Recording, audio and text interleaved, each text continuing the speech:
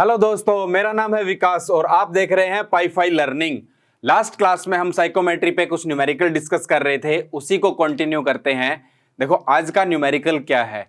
ये न्यूमेरिकल जो है ये गेट में आया हुआ है और यही न्यूमेरिकल आपका बहुत इंपॉर्टेंट है क्योंकि इसमें काफी सारे अच्छे कंसेप्ट जुड़े हुए हैं।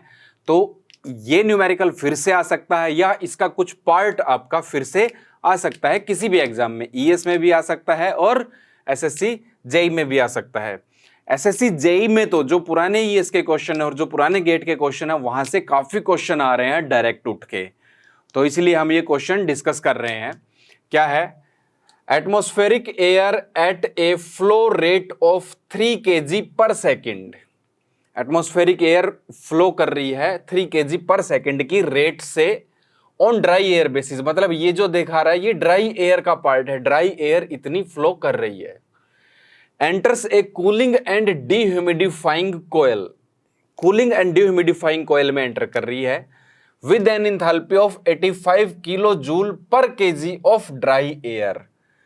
इतनी इंथैल्पी के साथ वो एंटर कर रही है, यानी कि ये एंटर करने से पहले की इंथैल्पी है। And a humidity ratio of, ये ह्यूमिडिटी रेशो दे रखा है 19 gram per KG of dry air. Actual में ये स्पेसिफिक ह्यूमिडिटी है, W की वैल्यू है। उसके बाद क्या है? Air leaves the coil with an enthalpy of 43 kilo joule per KG of dry air. जो बाहर निकल गई कोयल से उसके बाद उसकी इंथैल्पी गिवन है और ह्यूमिडिटी रेशियो भी गिवन है, and humidity ratio of 8 gram per KG of dry air. उसके बाद if the condensate water leaves the coil with an enthalpy of 67 kilo joule per KG, यानी कि जो वाटर कंडेंस हुआ है, उसने पहले बोल दिया था कूलिंग एंड डीह्यूमिडिफाइंग कोयल है, डीह्यूमिडिफिकेशन भी हुई है, यानी कि एयर से जो वेपर था वो वाटर की फॉर्म में कंडेंस होके बाहर निकला है, तो उसमें भी कुछ हीट गई है और वो हीट कितनी गई है? 67 kilo joule per KG. 1 kg अगर वाटर बाहर आता है तो उसमें 67 किलो जूल एनर्जी जा रही है आपकी। उसके बाद कह रहा है कि the required cooling capacity of coil in kilowatt, जो कूलिंग कैपेसिटी है कोयल की वो किलोवाट में वो कितनी है? ऑप्शन भी गिवन है। ए ऑप्शन है 75 किलोवाट में है 75 किलोवाट, बी ऑप्शन है 123.8 किलोवाट, सी ऑप्शन है 128.2 किलोवाट एंड डी ऑप्शन है 159.0 किलोवाट। ये क्वेश्चन है, तो पहले इस क्वेश्चन का एनालिसिस करेंगे, क्या क्या डाटा गिवन है और क्या निकालना है वो हम देखेंगे। तो पहले हम डायग्राम बनाएंगे। पहला हमारा काम क्या है? हम डायग्राम बनाएंगे, तो उसी से हमें पता चलेगा। तो डायग्राम देखो कैसे बन रहा है कि एटमॉस्फेरिक एयर आई पहले और कूलिंग एंड डिह्यूमिडिफाइंग कोयल पे गई। तो यहां पर हम ऐसे बना लेते हैं ये, और ये कूलिंग एंड डिह्यूमिडिफाइंग कोयल बीच में लगी होगी तो कंडेंसेट वाटर भी निकलेगा।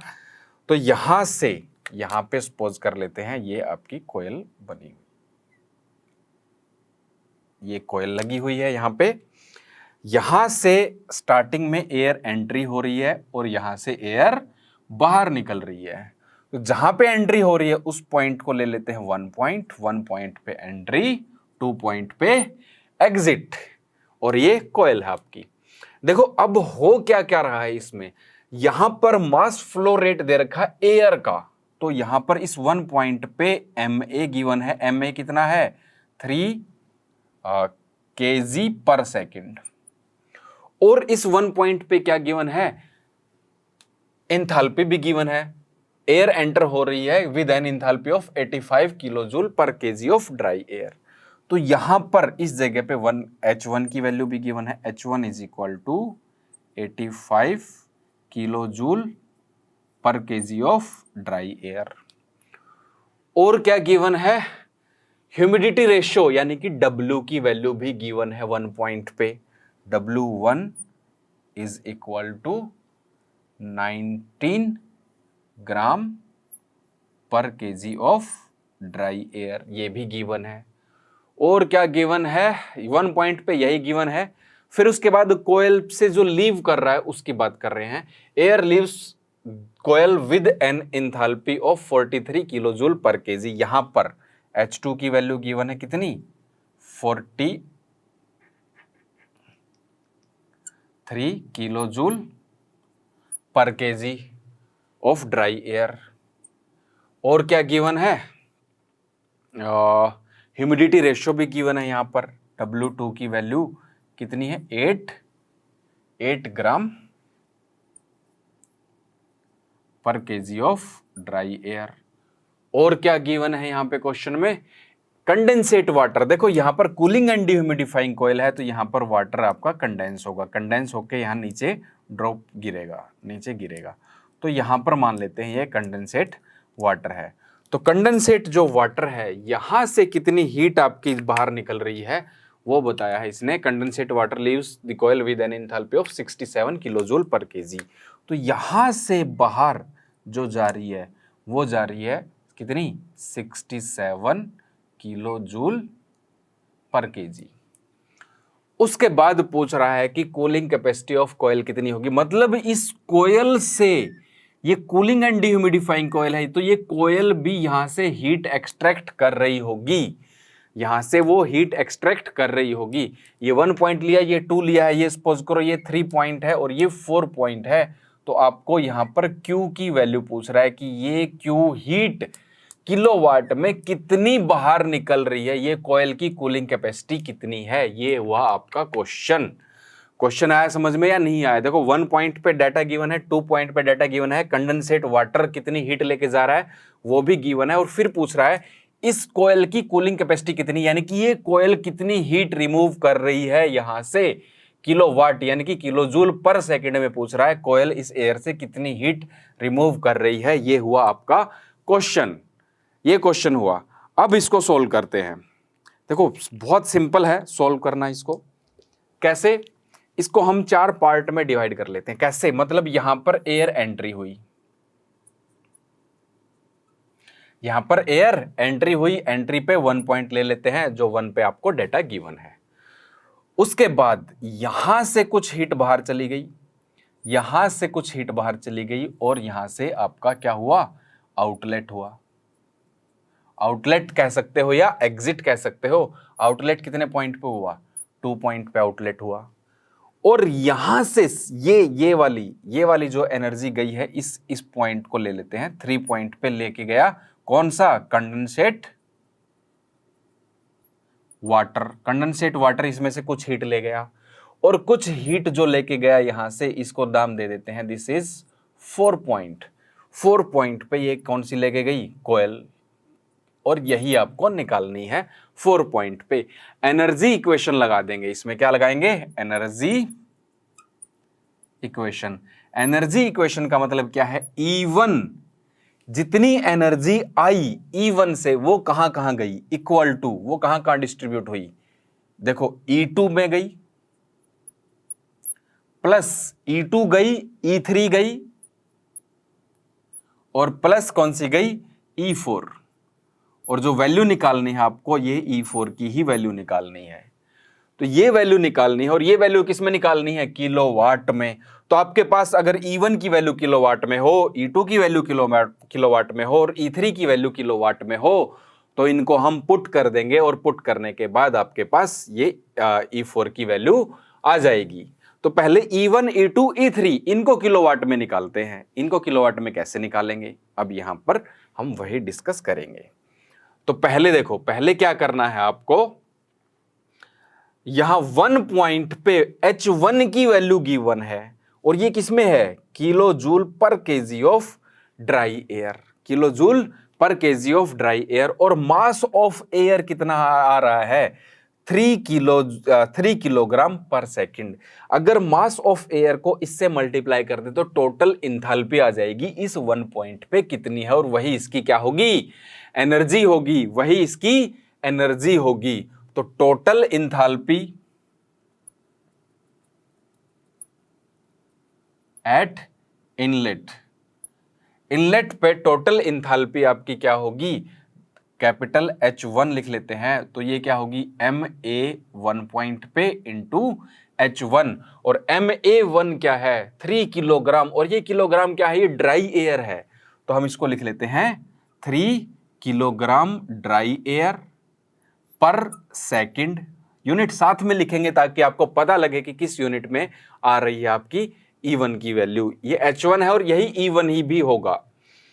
इनटू H1 कितना है 85 kilo joule per KG of dry air. अब ये किलो जूल, ये केजी ड्राई एयर से केजी ड्राई एयर कैंसिल हो जाएगा और 85 इंटू 3 करेंगे तो कितना आ जाएगा, ये 225।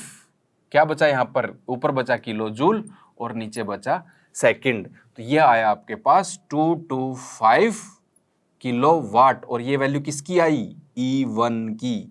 ये हमारे पास E1 की वैल्यू आई। ये हमारे पास किसकी वैल्यू आई, E1 की। ऐसे ही हम E2 की वैल्यू निकालेंगे, ऐसे ही E3 की वैल्यू निकालेंगे और इस इक्वेशन में पुट कर देंगे। तो आइए देखते हैं E2 की वैल्यू कैसे निकालते हैं। तो जैसे हमने E1 की वैल्यू निकाली वैसे ही E2 की भी निकालेंगे।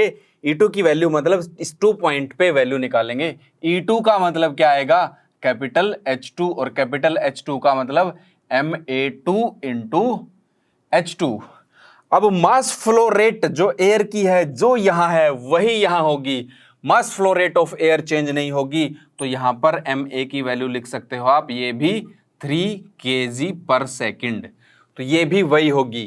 तो यहां पर वैल्यू पुट कर देंगे, ये आएगी 3 किलोग्राम ऑफ ड्राई एयर पर सेकेंड आपकी फ्लो कर रही थी, इंटू H2 कितना है 43 kilo joule per KG of dry air, और पर केजी ड्राई एयर से केजी ड्राई एयर कैंसिल हो जाएगा और E2 की वैल्यू आएगी आपके पास, इसको इससे मल्टीप्लाई करेंगे तो 129 और यहां पे बचा ऊपर किलो जूल और नीचे किलो जूल पर सेकंड।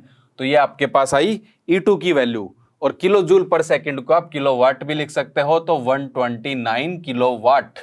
E2 भी किलोवाट में आया। अब हमें निकालना पड़ेगा E3 की वैल्यू कैसे निकालेंगे। देखो E3 निकालना है। E3 मतलब जो ये हीट जा रही है यहां से, 3 पॉइंट क्या है, कंडेंसेट वाटर जो लेके जा रहा है, ये वाली हीट कह रहा है कि 67 kilo joule per KG of water लेके जा रहा है। अब पहले तो ये पता लगाना पड़ेगा कि वाटर इसमें से कितना आपका एक्सट्रैक्ट किया, वाटर कितना एक्सट्रैक्ट किया हमने। तो वाटर ऐसे लिख लेते हैं हम इसको, वाटर वेपर कंडेंसेट। ये कितना वाटर वेपर कंडेंसेट कितना हुआ, देखो यहां पर जो W1 की वैल्यू थी और यहां पर जो W2 की वैल्यू थी, इस W1 में 19 ग्राम ऑफ वेपर था पर केजी ऑफ ड्राई एयर, और W2 इस पे पहुंचा तो 8 ग्राम ऑफ वेपर था पर केजी ऑफ ड्राई एयर। यानी कि 19 में से 8 माइनस कर देंगे तो इतना water vapour per KG of dry air कहां गया, यहां आया, कंडेंसेट हुआ। तो वाटर वेपर कंडेंसेट हुआ आपका कितना, W1 माइनस W2, और W1 की वैल्यू कितनी है 11, इसकी वैल्यू आएगी 11 माइनस 8, 11 सॉरी ये वैल्यू है 9, और W1 की वैल्यू कितनी है 19 और W2 की वैल्यू है 8। 19 माइनस 8 कितना हुआ, ये हुआ आपके पास 11 gram of vapour per KG of dry air. इतना वाटर वेपर कंडेंसेट हो गया, और ग्राम में है, इसको केजी में करेंगे तो 11 into 10 raise to power minus 3 KG of vapour per KG of dry air. ये इतना वाटर वेपर कहां चला गया, इसमें से कंडेंसेट हो गया। पहले W1 की वैल्यू यहां थी और W2 की वैल्यू कुछ और है, तो W1 माइनस W2 कहां गया, वो गया यहां पर, वाटर वेपर कंडेंसेट हो गया। तो इतना वाटर वेपर कंडेंसेट हुआ पर केजी ऑफ ड्राई एयर, ये 1 केजी ऑफ ड्राई एयर में हुआ है। तो 3 केजी ऑफ ड्राई एयर में कितना होगा वो देख लेते हैं, क्योंकि पर सेकंड कितनी आ रही है, एयर पर सेकंड आ रही है आपके पास 3 केजी, तो 3 केजी पर सेकंड ड्राई एयर आ रही है। 3 केजी में कितना वाटर कंडेंसेट हुआ, तो हम इसको लिखेंगे water vapour condensate per second आप निकालोगे तो वो कैसे निकालोगे, is equal to this is W1 into m, sorry ये आपके पास आया W1 minus W2 into MA, और W1 माइनस W2 की वैल्यू है 11 इंटू 10⁻³ kg वेपर पर kg of dry air into इसकी मल्टीप्लीकेशन में क्या आएगा, मास ऑफ एयर, और मास ऑफ एयर की वैल्यू है 3। तो वाटर वेपर जो कंडेंसेट हुआ आपके पास कितना आया, 33 इंटू 10⁻³ kg ऑफ वेपर पर के सॉरी ये 3 kg ड्राई एयर पर सेकंड आएगा, और kg ड्राई एयर से kg ड्राई एयर कैंसिल हो जाएगा, आपके पास बचेगा kg वेपर पर सेकंड।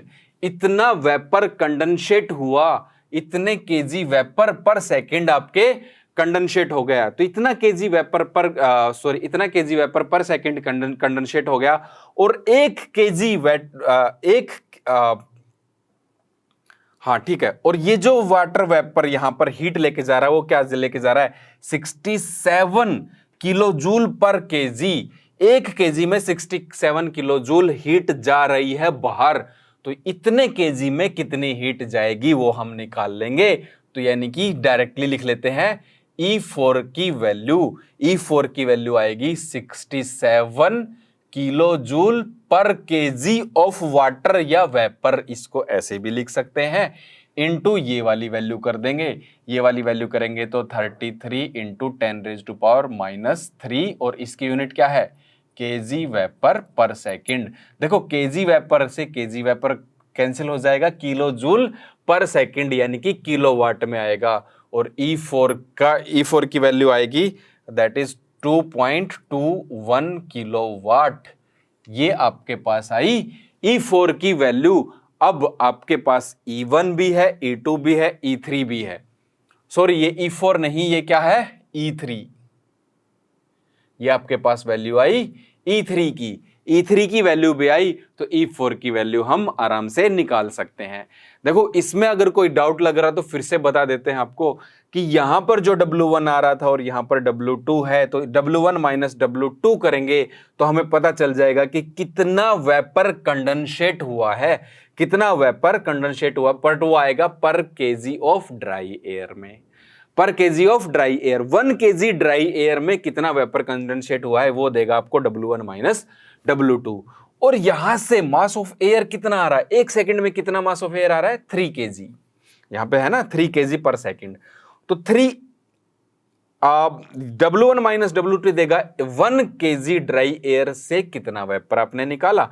तो आप क्या निकाल लो, 3 केजी से आपने कितना वाटर बाहर निकाला, तो वो 3 केजी से पता चल जाएगा, पर सेकंड आ जाएगा, और 3 केजी से जितना पता चला, और ये कितना है 67 kilo joule per KG. 1 KG में कितनी हीट जा रही है 67, और जितना केजी आया है उसको मल्टीप्लाई अगर कर देंगे तो 67 किलो जूल पर सेकंड में आ जाएगा, यानी कि किलोवाट में आ जाएगा आपके पास। और E3 को E1 E2 E3 इसमें पुट कर देंगे तो आपके पास वैल्यू आ जाएगी। E1 की value 225 is equal to, E2 की वैल्यू कितनी है 129 प्लस E3 की वैल्यू 2.21 प्लस E4, और E4 की ही वैल्यू हमें निकालनी है, और सब वैल्यू, ये भी किलोवाट, ये भी किलोवाट, ये भी किलोवाट, तो E4 की वैल्यू भी किलोवाट में आएगी। E4 आप यहां से कैलकुलेट करोगे तो ये आएगा 123.8, ये आएगा आंसर आपका,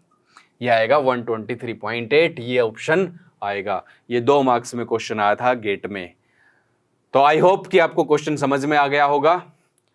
तो हम RAC को यहीं फिनिश करते हैं, यहीं हमारी RAC कंप्लीट होती है, और हम कल से नेक्स्ट लेक्चर से हम स्टार्ट करेंगे स्ट्रेंथ ऑफ मटेरियल, सोम पढ़ेंगे। आज के इस लेक्चर में इतना ही।